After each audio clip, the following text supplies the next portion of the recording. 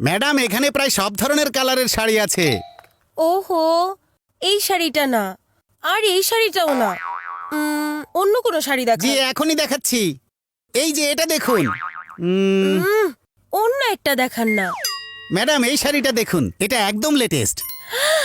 Yes, এটাই তো খুঁজছিলাম, শেষমেশ এটা পেয়েই গেছি। এই ডিজাইনার শাড়িটাই মিস জুলির লেডিস ফাংশনে, এই শাড়িটাই হচ্ছে ড্রেস কোড। এখন ফাংশনে সবার নজর শুধু আমার উপরেই থাকবে। আপনার নজরের প্রশংসা না করে পারলাম না ম্যাডাম। যে শাড়িটা আপনার হাতে লেগেছে এটাই কিন্তু এই ডিজাইনের লাস্ট পিস, আর সামনের লট কিন্তু 3-4 মাস পরে এখানে আসবে। আরে ভাই, আপনার দোকানের কথা আর কি বলবো, সারা শহর খুঁজে ফেলেছি, কিন্তু এই শাড়িটা শুধুমাত্র আপনার দোকানে এসেই পেয়েছি। জলদি চলো মা, তা না হলে ওই ব্লু হেডফোন অন্য কেউ এসে নিয়ে যাবে। তোমার হেডফোনের আগে আমার ক্রিকেট হেলমেট আসবে। হেডফোন তো শুধু সাউন্ডের জন্য হয়, কিন্তু হেলমেট ব্যাটসম্যানকে সেফ এন্ড সাউন্ড রাখে। চলো মা, আগে আমার হেডফোন। আমার হেলমেট না, আমার হেডফোন। আমার হেলমেট। আমি এখানে এসে পেয়ে গেছি আমার ফেভারিট নিয়ন শাড়ি, আর সেজন্য আমি তোমাদের সবগুলো উইশ পূরণ করব। যাও, যার যার পছন্দের জিনিসগুলো নিয়ে এসো। ইয়ে, থ্যাংক ইউ মা। থ্যাংক ইউ মা। এই চিকু বান্টিও না। মিন্টু ভাই, হ্যাঁ, ম্যাডাম। আপনি আমার নিয়ন শাড়িটা প্যাক করে দিন। কিন্তু আমি সরি ম্যাডাম, ওই শাড়িটা তো অন্য কেউ এসে নিয়ে গেছে। কি? কিন্তু আমি তো এইমাত্র ওই শাড়িটা আপনার সামনে ফাইনাল করে গিয়েছিলাম। ম্যাডাম আমাকে মাফ করবেন, কিন্তু আপনি তো আসলে সেমিফাইনালে ময়দান ছেড়ে চলে গেলেন। এরপর ওই শাড়িটা অন্য কেউ এসে ফাইনাল করে নিয়ে চলে গেছে।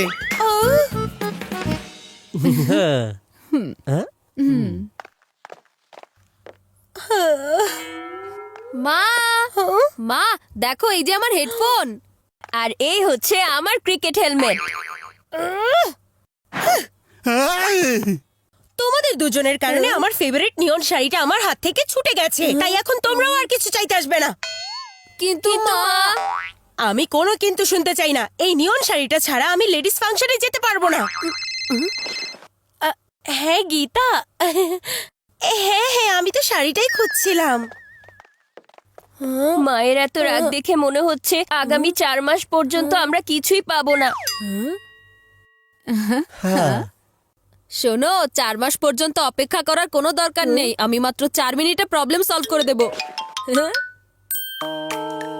এখন তুমি দেখো আমি কি করি।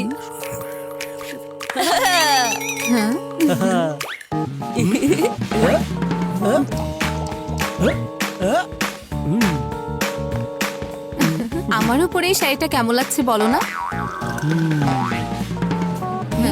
কি এতটাই খারাপ দেখাচ্ছে? আমাকে যদি এতটাই খারাপ দেখা যায় তাহলে আমার এই শাড়িটা চাই না। শোনো শোনো শোনো, এবার দেখলে তো আমি কি করেছি। এখন এই নিয়ন শাড়িটার ওপর অন্য কারো নজর পড়ার আগে আমাদেরকে এটা মায়ের কাছে পৌঁছাতে হবে। এই চিকু চানাচুর, শাড়িটা ছাড়ো বলছি। শাড়ি তো আমি ধরেই নি, তাহলে ছাড়বো কিভাবে? তাহলে এই শাড়িটাকে ধরে রেখেছে। এদিকে তাকাও, এই শাড়ি আমি ধরে রেখেছি। আমি এই স্টোরের ম্যানেজার মিস্টার মিন্টু।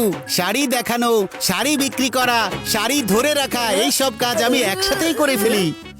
বুঝেছো? কারণ মিস্টার মিন্টু হচ্ছে আমার নাম, মাল্টিটেস্টিং করাই হচ্ছে আমার কাজ। কিন্তু এখন এই শাড়িটা আমার মা কিনতে চাইছে। আঙ্কেল, আপনি এই শাড়িটা ছেড়ে দিন না।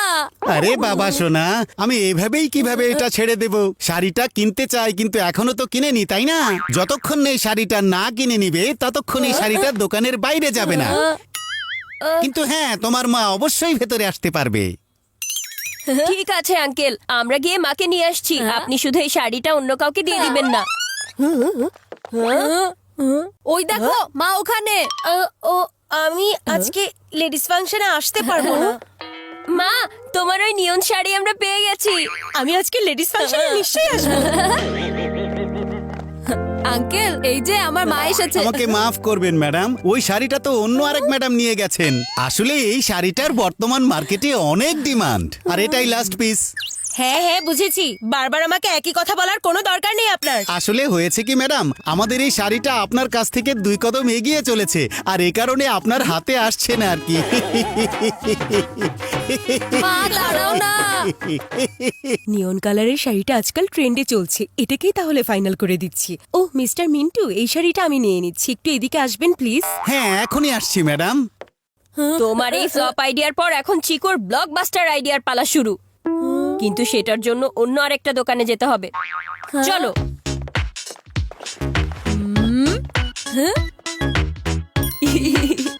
এই যে দেখুন ম্যানেজার আঙ্কেল, আমার ভাইয়ের এই নিয়ন শার্টের কি হাল হয়ে গেছে।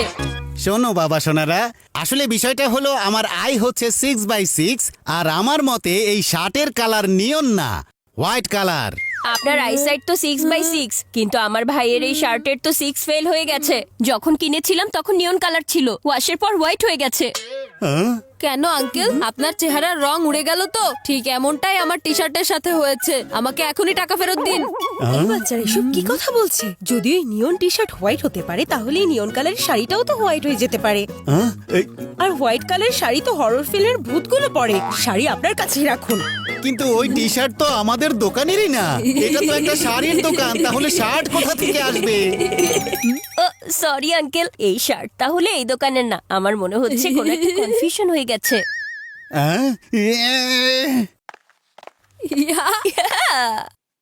যদি এই শাড়িটাকে এখানেই রেখে যাই, তাহলে এটা অন্য কেউ নিয়ে যাবে। আইডিয়া, চলো এই শাড়িটা আমরা ওই ম্যানিকুইনের পেছনে লুকিয়ে ফেলি। যদি এটা কারো হাতেই না আসে, তাহলে আমাদের হাত থেকে কিভাবে ছুটে যাবে? চলো এখন গিয়ে মাকে ডেকে নিয়ে আসি। এই শাড়িটা দেখুন ম্যাডাম।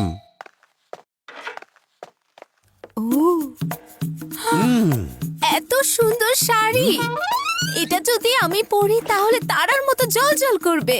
শুনুন মিন্টু ভাই, আমি তাহলে এই শাড়িটাই নিব। আচ্ছা ওকে ম্যাডাম। ম্যানিকুইন কোথায় গেল? ম্যানিকুইন বাদ দাও, শাড়িটা কোথায় গেল? সব সময় আমাকে শুধু হোপ দেখিয়ে হোপলেস করে ছেড়ে দিচ্ছ। আমি এখন আর তোমাদের পাল্লায় পড়বো না। মা দাঁড়াও, যদি এখন আমাদেরকে ঘোড়া দৌড়াতেও হয়, অথবা চালাতেও হয়, অথবা গাড়ি, আমরা খুঁজে বের করব তোমার শাড়ি। আমি যাচ্ছি এখন। চলো ওই ম্যানিকুইনের পেছনে গিয়ে খুঁজি। এই যে নিন আপনার শাড়ি ম্যাডাম। ওহো, এই দুষ্ট ছেলেগুলো আবার চলে এসেছে। 1 মিনিট দাঁড়ান ম্যাডাম, আমি এখনই আসছি।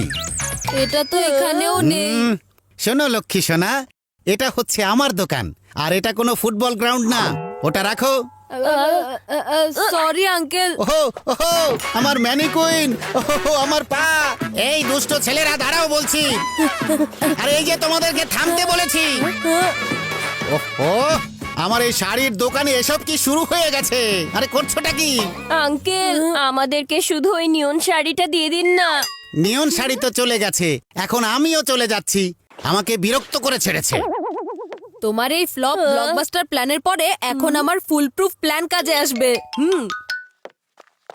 ম্যানেজার আঙ্কেল, আপনি কাস্টমারের জন্য কত কিছু ভাবেন। সব জিনিসে 50% ডিসকাউন্ট। আপনাকে তো থ্যাংক ইউ বললেও কম হয়ে যাবে আঙ্কেল।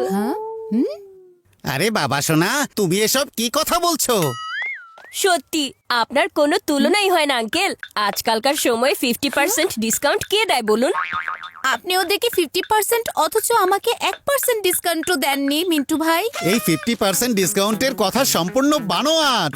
আমি মানছি কাস্টমারই আমাদের সবকিছু, কিন্তু আমি তো একটা মানুষ, তাই না? এত ভারী ডিসকাউন্ট আমি কাউকে দিতে পারবো না ম্যাডাম, আমাকে ক্ষমা করবেন। কিন্তু আমাদেরকে তো আপনি দিয়েছেন, তাই না? ও এখন বুঝতে পারছি, এই ডিসকাউন্ট শুধুমাত্র ভিআইপি কাস্টমারদের জন্য। তাহলে আমি কি কোনো সাধারণ কাস্টমার নাকি? আপনার শাড়ি আপনার কাছেই রাখুন, এটা আমার লাগবে না। তোমরা এখনই এখান থেকে বেরিয়ে যাও বলছি।